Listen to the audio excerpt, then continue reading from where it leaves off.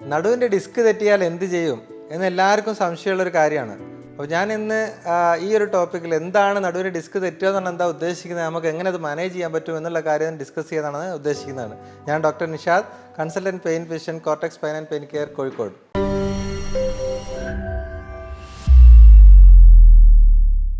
നമ്മൾ സാധാരണ കേൾക്കുന്നതാണ് നടുവേദന. കോമൺ ആയിട്ടുള്ള സംഭവമാണ്. എല്ലാവർക്കും ഒരു 80% ആൾക്കാർക്കെങ്കിലും ജീവിതത്തിൽ ഒരിക്കലെങ്കിലും നടുവേദന വന്നിട്ടുണ്ടാവും.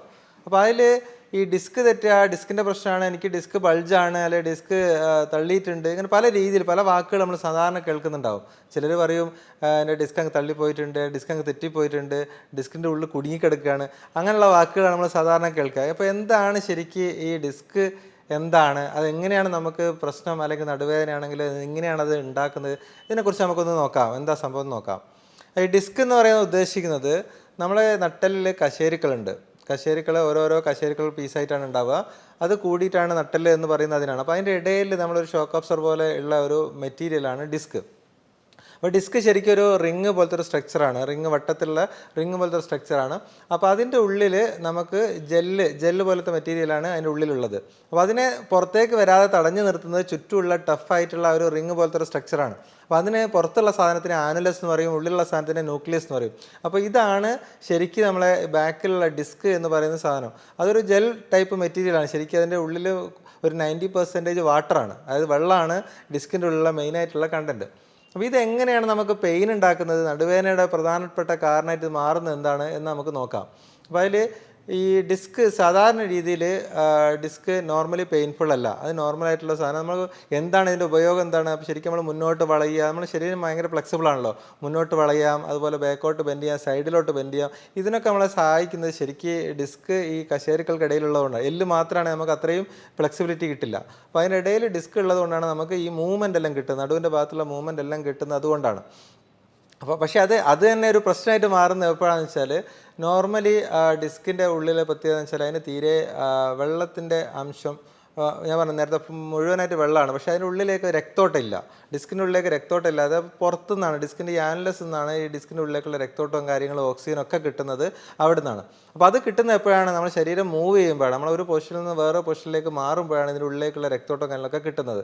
അപ്പോൾ നമുക്ക് കുറേ നേരം കണ്ടിന്യൂസ് ആയിട്ടിരിക്കുന്ന ആൾക്കാർ, ഉദാഹരണത്തിന് ഇപ്പോൾ ഓഫീസിൽ ഒരേ ഇരിപ്പിൽ ജോലി ചെയ്യുന്ന ആൾക്കാർ, ഡ്രൈവർമാർ, വണ്ടിയിൽ സ്ഥിരമായിട്ട് ഇരുന്ന് പോകുന്ന ആൾക്കാർ, അപ്പോൾ അത്തരത്തിലുള്ള ആൾക്കാർക്ക് ഒരേ പൊസിഷനിൽ ഇരിക്കുമ്പോൾ, നമ്മൾ പൊസിഷൻ മാറാതിരിക്കുമ്പോൾ എന്ന് വെച്ചാൽ അങ്ങോട്ടുള്ള ഓക്സിജനേഷനും അതുപോലെ അതിനുള്ള ന്യൂട്രീഷനും കാര്യങ്ങളൊന്നും കിട്ടാതെ വരികയാണ്. അപ്പോൾ അങ്ങനെ വരുമ്പോൾ ഡിസ്കിന് തേയ്മാനം വരും. തേയ്മാനം എന്ന് പറഞ്ഞാൽ നമ്മൾ ചോദിക്കും പലപ്പോഴും 20 വയസ്സുള്ള ആളോട് അല്ലെങ്കിൽ 25 വയസ്സുള്ള ആളോട് ഡിസ്കിൻ്റെ തേയ്മാനം വന്നാണെന്ന് പറയുമ്പോൾ അവർ ഇതെങ്ങനെയാണ് എനിക്ക് ഇത്ര ചെറിയ പ്രായത്തിൽ തേയ്മാനം വരുന്നത്? അപ്പോൾ സാധാരണ 50 വയസ്സ് 60 വയസ്സൊക്കെ ആകുമ്പോൾ നമ്മൾ എല്ലിന് തേയ്മാനം അല്ലെങ്കിൽ ജോയിന് തേയ്മാനം വരുന്നത്. പക്ഷേ ഡിസ്കിൻ്റെ പ്രത്യേകത വെച്ചാൽ ഡിസ്കിൻ്റെ പുറത്തുള്ള ഈ ആനുലസിന് ചെറിയ രീതിയിലുള്ള തേയ്മാനം വരുന്നത് ഇങ്ങനെ രക്തോട്ടം കുറയുമ്പോഴാണ്. അപ്പോൾ പുകവലിക്കുന്ന ആൾക്കാർക്ക് നേരത്തെ വരും.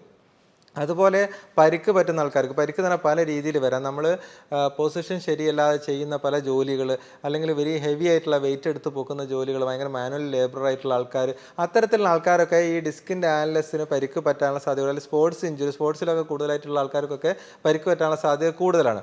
അപ്പോൾ ഞാൻ നേരത്തെ പറഞ്ഞ ഒരു കാര്യം, അതായത് കുറേ നേരം ഇരുന്ന് ജോലി ചെയ്യുന്ന ആൾക്കാർക്കും ഈ ന്യൂട്രീഷൻ കിട്ടാത്തത് കൊണ്ടും ഇത്തരത്തിൽ എന്തെങ്കിലും ജോലി ചെയ്യുന്ന ഹെവി ആയിട്ട് ജോലി ചെയ്യുന്ന ആൾക്കാർക്ക് ഈ പരിക്ക് പറ്റുന്നത് മൂലവും ഈ ആനുലസിന് പരിക്ക് പറ്റും. അപ്പോൾ അത് അങ്ങനെ വരുന്നത് എന്താ സംഭവിക്കുക? ഡിസ്കിൻ്റെ ഉള്ളിലുള്ള ആ മെറ്റീരിയൽ, അതായത് ഈ ജെല്ല് പോലത്തെ മെറ്റീരിയൽ പുറത്തേക്ക് ഇറങ്ങാൻ തുടങ്ങും.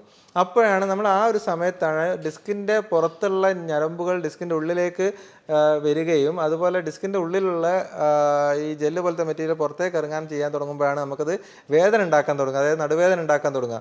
ഇത്തരത്തിലുള്ള വേദനയ്ക്ക് നമ്മൾ ഡിസ്കോജനിക് പെയിൻ എന്ന് പറയുന്നത്, അതായത് ഡിസ്ക് കാരണം നമുക്കുണ്ടാകുന്ന നടുവേദനയ്ക്കാണ് ഡിസ്കോജനിക് പെയിൻ എന്ന് പറയുന്നത്. അപ്പോൾ ഈ ഒരു വേദനയ്ക്ക് സാധാരണ എങ്ങനെ ഉണ്ടാവുക? നടുവിൻ്റെ ഭാഗത്ത് മാത്രമേ ഉണ്ടാവുള്ളൂ.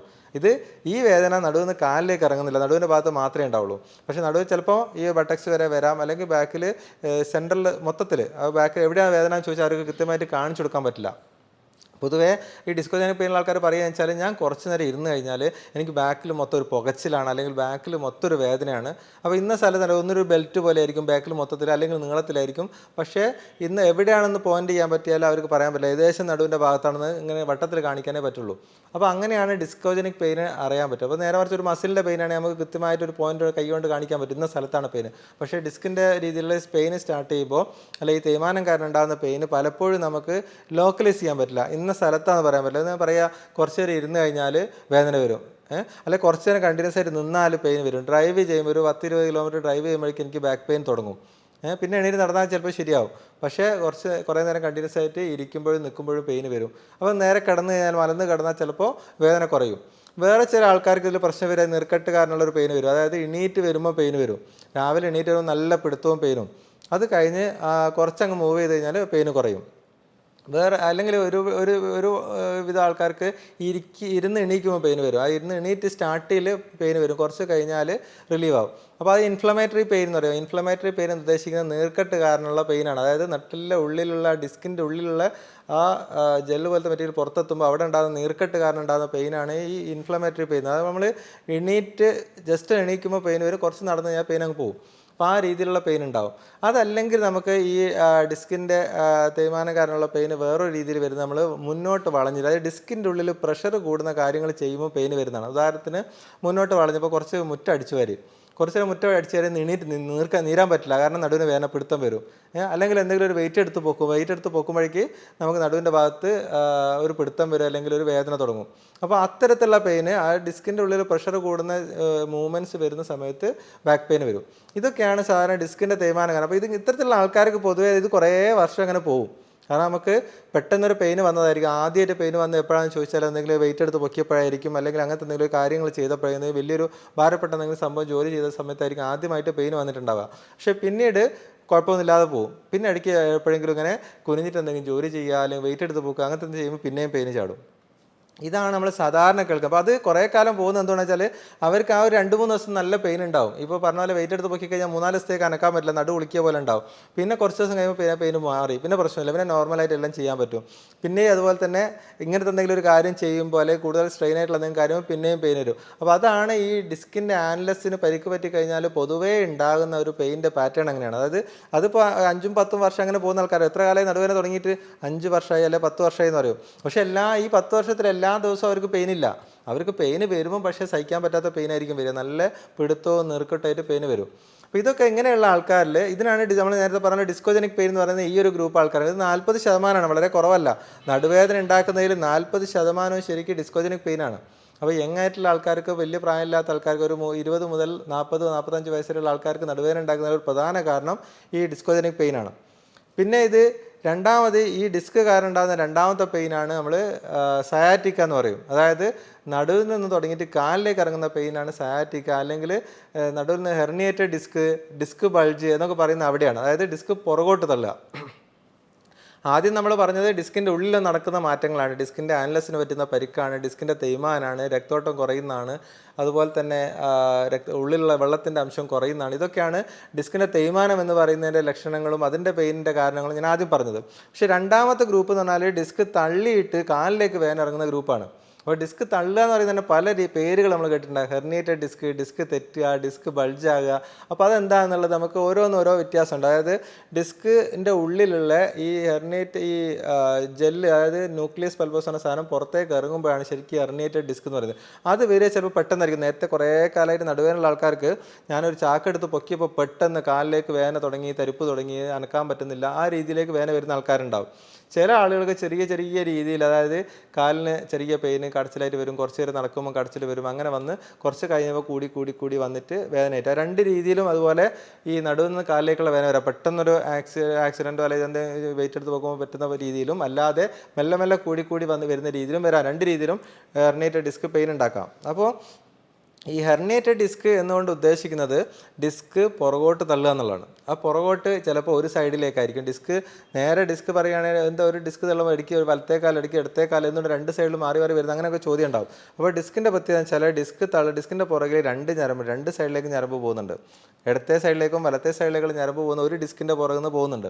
അപ്പോൾ അത് ഡിസ്ക് എങ്ങോട്ടാണ് തള്ളുന്നത്, അല്ലെ ഏത് ഭാഗത്തേക്കുള്ള നെർവിനെയാണ് ഇറിറ്റേറ്റ് ചെയ്യുന്നതിനനുസരിച്ചാണ് ഏത് ഭാഗത്തേക്കാണ് വേദന വരിക എന്ന് നമുക്ക് പറയാൻ പറ്റും. അപ്പോൾ ഡിസ്ക് തള്ളിയത് വലത്തെ സൈഡിലേക്കാണെങ്കിൽ അപ്പോൾ വലത്തെ കാലിലേക്കുള്ള ഞരമ്പിൻ്റെ ഭാഗത്തേക്കാണ് പ്രശ്നം വരിക. അപ്പോൾ അത് ഡിസ്ക് തള്ളി ഞരമ്പിൻ്റെ മുകളിൽ അമർന്നിട്ടല്ല വേദന ഉണ്ടാക്കുക, അങ്ങനെ ആവണം നിർബന്ധമില്ല. പലപ്പോഴും വേദനയ്ക്കുള്ള കാരണം നമുക്ക് ഈ റാഡിക്കുലൈറ്റിസ് എന്ന് പറയുന്നത്, അതായത് ഇൻഫ്ലമേഷനാണ്. നേരത്തെ പറഞ്ഞ നീർക്കെട്ട് എന്ന് പറയുന്ന സംഭവം ഉണ്ടല്ലോ, അതാണ് പലപ്പോഴും വേദനയ്ക്ക് കാരണം. ഈ ഞരമ്പിൽ പെയിൻ ഉണ്ടാകാനുള്ള കാരണം അതാണ്. ഈ കാലിലേക്ക് തരിപ്പ് വരുന്നത് പലപ്പോഴും ഡിസ്ക് അമർന്നിട്ടാണ്, അതായത് ഞരമ്പിൻ്റെ നമ്മൾ അമർന്നിട്ടാണ് തരിപ്പ് വരുന്നത്. പക്ഷേ അതിനേക്കാളും കൂടുതൽ ആൾക്കാർക്ക് ഉണ്ടാകുന്നത് ഇൻഫ്ലമേറ്ററി പെയിനാണ്. അത് വേദന മാത്രമേ ഉണ്ടാവുള്ളൂ, തരിപ്പ് ഉണ്ടാവില്ല. അപ്പോൾ അതെന്തുകൊണ്ടാണെന്ന് വെച്ചാൽ നമ്മൾ ഈ ഡിസ്കിൻ്റെ ഉള്ളിൽ നിന്ന് പുറത്തേക്ക് വരുന്ന മെറ്റീരിയൽ നമ്മൾ ശരീരത്തിന് പരിചയമില്ലാത്ത മെറ്റീരിയലാണ്. അത് അവിടെ നീർക്കെട്ടുണ്ടാക്കും നല്ലപോലെ. അത് പുറത്തിറങ്ങി കഴിഞ്ഞാൽ ശരീരം അതിനെ പ്രതിരോധിക്കും. അതിനെ പ്രതിരോധിക്കുന്ന ഭാഗമായിട്ടാണ് ഈ നീർക്കെട്ടുണ്ടാകുക. നീർക്കെട്ടുണ്ടാകുക എന്ന് പറഞ്ഞാൽ ഈ ഞരമ്പിന് ചുറ്റാണ് നീർക്കെട്ടുണ്ടാകുക. അപ്പോൾ ഞരമ്പിന് നീർക്കെട്ടുണ്ടാകുമ്പോൾ കാലിലേക്ക് ആ ഞരമ്പിൻ്റെ ഭാഗത്തേക്ക് വേദന വരും. അത് കൃത്യമായിട്ട് നമുക്ക് അറിയാൻ പറ്റും. അത് നേരത്തെ ഞാൻ പറഞ്ഞു ഡിസ്കോജനിക് പെയിൻ ആണെങ്കിൽ എവിടെയാണെന്ന് പറയാൻ പറ്റില്ല, നടുവിൻ്റെ ഭാഗത്തുനിന്ന് പറയാനേ പറ്റുള്ളൂ. പക്ഷേ നമുക്ക് ഈ റാഡിക്കുലർ പെയിൻ, അതായത് കാലിലേക്കുള്ള പെയിൻ വരുമ്പോൾ കൃത്യമായിട്ട് പറയാൻ പറ്റും. അതായത് ഈ സൈഡ് കൂടെ അങ്ങനെ പോയിട്ട് താഴോട്ട് വരിക, അല്ലെങ്കിൽ പുറകെ കൂടെ വന്നിട്ട് കാലിൻ്റെ അടിയിലേക്ക് വരിക, ഏതെങ്കിലും ഒരു നെർവിൻ്റെ ഭാഗത്തേക്കായിരിക്കും അത് കൃത്യമായിട്ട് അവർ ഒരു ലൈന് പോലെ കാണിക്കും. അപ്പോൾ അതാണ് ശരിക്കും ഈ ഹെർണിയേറ്റഡ് ഡിസ്ക് കാരണം ഉണ്ടാകുന്ന പെയിന്. അപ്പോൾ അതിൻ്റെ പ്രത്യേകത എന്താണ്, നമുക്ക് ഒരു ഞരമ്പിൻ്റെ ഭാഗത്തേക്ക് മാത്രമേ സാധാരണ ഒന്നോ അല്ലെങ്കിൽ രണ്ടോ ഞരമ്പിൻ്റെ ഭാഗത്തേക്ക് മാത്രമേ പെയിൻ ഉണ്ടാവുള്ളൂ. അപ്പോൾ ചിലപ്പോൾ അത് ചില ആളുകൾക്ക് എന്താണ് സംഭവം, കുറച്ച് കാലം വലത്തേ കാലിന് പെയിൻ ഉണ്ടായി. അപ്പോൾ അതിനെല്ലാം കൂടി ട്രീറ്റ് ചെയ്തു, വെയിറ്റ് ഇട്ടു, മറ്റേ ടാബ്ലറ്റ് കഴിച്ചു, ഇഞ്ചക്ഷൻ ചെയ്തു, അങ്ങനെല്ലാം കൂടി ആ വേദന മാറി. കുറച്ച് കഴിഞ്ഞപ്പോൾ മറ്റേ കാലിലേക്ക്, അത് ഓപ്പോസിറ്റ് കാലിൽ, അത് എപ്പോഴും ചോദിക്കും എന്താ ഇത് ഡിസ്ക് മാറ്റിയതാണല്ലോ, ഞാൻ ട്രീറ്റ്മെൻ്റ് ഒക്കെ എടുത്ത് മാറ്റിയാണല്ലോ, എന്നിട്ട് എന്താ മറ്റേ കാലിലേക്ക് വേദന വന്നെന്നുള്ളൊരു ചോദ്യം വരും. അപ്പോൾ ഇതിന് എന്താ അതിൻ്റെ പ്രശ്നം എന്താണെന്ന് വെച്ചാൽ ഡിസ്ക് നമ്മൾ ട്രീറ്റ്മെൻറ്റ് ചെയ്യുമ്പോൾ പലപ്പോഴും നമുക്ക് അവിടെയുള്ള നീർക്കെട്ട് അല്ലെങ്കിൽ അവിടെ ഞരമ്പിന് ചുറ്റുള്ള ഈ ഇൻഫ്ലമേഷനും കാര്യങ്ങളൊക്കെയാണ് സെറ്റിലാകുന്നത്. അപ്പോൾ അത് സെറ്റിലായാൽ തന്നെ നമ്മളെ ബുദ്ധിമുട്ടും കാര്യങ്ങളൊക്കെ മാറും. ഡിസ്ക് അവിടെ തന്നെ ഉണ്ടാവും, തള്ളി നിൽക്കുന്ന ഡിസ്ക് അവിടെ തന്നെ ഉണ്ടാവും, അല്ലെങ്കിൽ തീരുമാനം വന്ന ഡിസ്ക് അവിടെ തന്നെ ഉണ്ടാവും. പിന്നീട് നമ്മളൊക്കെ ഇത് വരുമ്പോൾ ചിലപ്പോൾ ആ ഡിസ്ക് തള്ളുന്നത് ചിലപ്പോൾ ഓപ്പോസിറ്റ് സൈഡിലായിരിക്കും, അതായത് മറ്റേ സൈഡിലേക്കുള്ള ഞരമ്പിൻ്റെ ഭാഗത്തേക്കായിരിക്കും അത് തള്ളുന്നത്. അതുകൊണ്ടാണ് വേദന എന്ത് ചെയ്യുന്നത്, മറ്റേ കാലിലേക്ക് മാറുന്നത്. അല്ലെങ്കിൽ രണ്ട് കാലിലേക്കും വരും, ആ രീതിയിലും വരാം. അപ്പോൾ ഡിസ്ക് ബൾജ് എന്ന് പറയുന്നത് ഡിസ്ക് മൊത്തത്തിലായിട്ട് പുറകോട്ട് ഇതാവുന്നതിന്, മൊത്തത്തിൽ ഡിസ്കിൻ്റെ സൈസ് വലുതാകുന്നതിനാണ് നമ്മൾ ഡിസ്ക് ബൾജ് എന്ന് പറയുന്നത്. ഡിസ്ക് പ്രൊട്രൂഷൻ, അതായത് തള്ളുക എന്ന് പറയുന്നത് ഒരു സൈഡിലേക്ക് മാത്രം ചെറുതായിട്ട് പുറത്തേക്ക് തള്ളുന്നതിനാണ് നമുക്ക് ചിലപ്പോൾ എന്തായിരിക്കും എക്സ്ട്രൂഷൻ, അത് പുറത്തിറങ്ങിപ്പോവും, ഡിസ്ക് ഫുള്ളായിട്ട് തള്ളി താഴോട്ട് തൂങ്ങിക്കിടക്കും. അങ്ങനെയൊക്കെയുള്ള കേസിലാണ് ചിലപ്പം കൂടുതൽ കഠിനമായ വേദനയും വീക്ക്നെസ്സും കാര്യങ്ങളൊക്കെ വരിക, ചിലപ്പോൾ ആ കേസിലാണ്.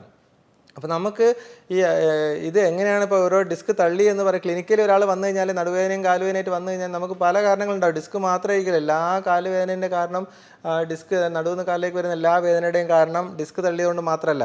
അപ്പോൾ നമുക്ക് സയാറ്റിക്ക, ഞാൻ നേരത്തെ പറഞ്ഞു, സയാറ്റിക്ക എന്ന് പറയുന്നത് ശരിക്കും ഒരു സിംറ്റമാണ്, ഒരു ലക്ഷണമാണ്. അതായത് നടുവിൽ നിന്നും കാലിലേക്ക് ഇറങ്ങുന്ന പെയിനാണ് സയാറ്റിക്ക എന്ന് പറയുന്നത്. അതിൽ ഒരു പ്രധാനപ്പെട്ട കാരണമാണ് ഈ ഹെർണിയേറ്റഡ് ഡിസ്ക് അല്ലെങ്കിൽ ഡിസ്ക് തള്ളുന്നത്.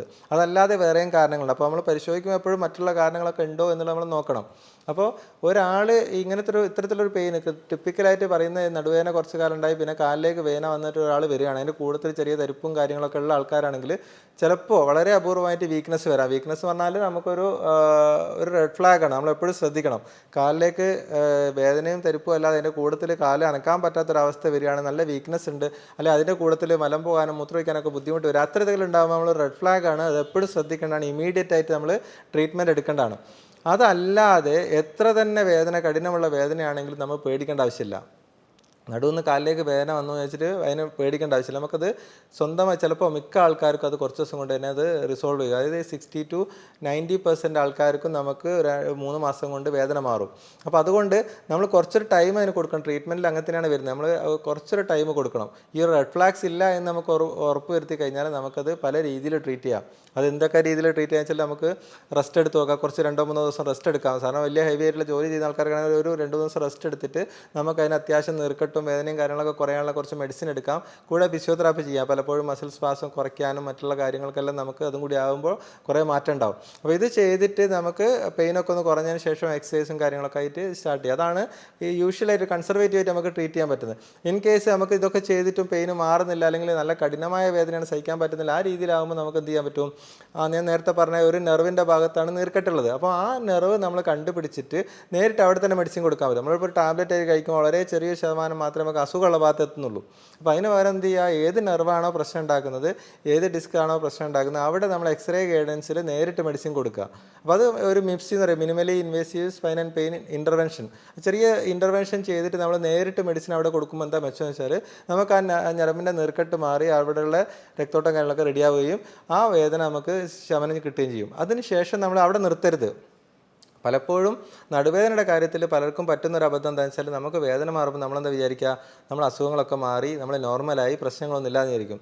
അത് ഒരിക്കലും എന്ത് ട്രീറ്റ്മെൻറ്റ് നിങ്ങൾ എടുത്തു കഴിഞ്ഞാലും നമുക്ക് വേദന മാറിക്കഴിഞ്ഞാൽ അവിടുന്ന് നമ്മൾ മുന്നോട്ടുള്ള കാര്യങ്ങൾ ചെയ്യുന്നത് ഭയങ്കര ഇമ്പോർട്ടൻ്റ് ആണ്. അതായത് വേദന മാറിയതിന് ശേഷമാണ് നമ്മൾ ശരിക്കും നടുവിൻ്റെ സ്ട്രെങ്ത്ത് വീണ്ടെടുക്കുകയും ഇതെന്തുകൊണ്ടാണോ നമ്മളെ വേദന അല്ലെങ്കിൽ ഡിസ്കിന് പ്രശ്നം വരാനുള്ള കാരണം നമ്മൾ അത് കറക്റ്റ് ചെയ്യാൻ നോക്കണം. അതിൽ ന്യൂട്രീഷന് ഒരു പങ്കുണ്ട്.